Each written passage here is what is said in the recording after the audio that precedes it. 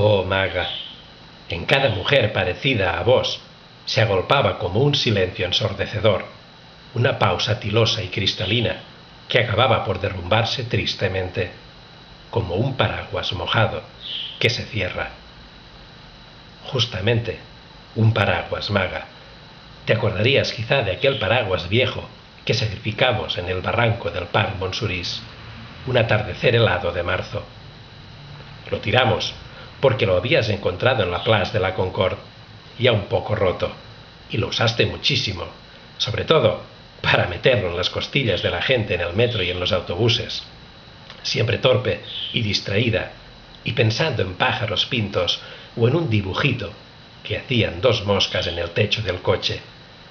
Y aquella tarde cayó un chaparrón, y vos quisiste abrir orgullosa tu paraguas cuando entrábamos en el parque, y en tu mano se armó una catástrofe de relámpagos fríos y nubes negras, jirones de tela destrozada cayendo entre destellos de varillas desencajadas.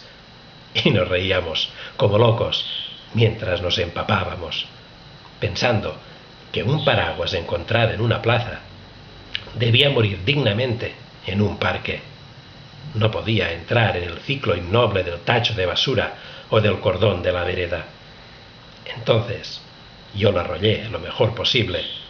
Lo llevamos hasta lo alto del parque, cerca del puentecito sobre el ferrocarril, y desde allí lo tiré con todas mis fuerzas al fondo de la barranca del césped mojado, mientras vos proferías un grito donde vagamente creí reconocer una imprecación de Walquiria.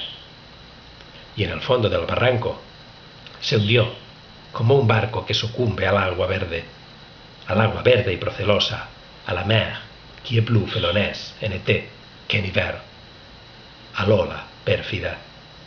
Maga, según enumeraciones que detallamos largo rato, enamorados de Joinville y del parque, abrazados y semejantes a árboles mojados o actores de cine de alguna pésima película húngara. Y quedó entre el pasto, mínimo y negro, como un insecto pisoteado, y no se movía. Ninguno de sus recortes se estiraba como antes. Terminado.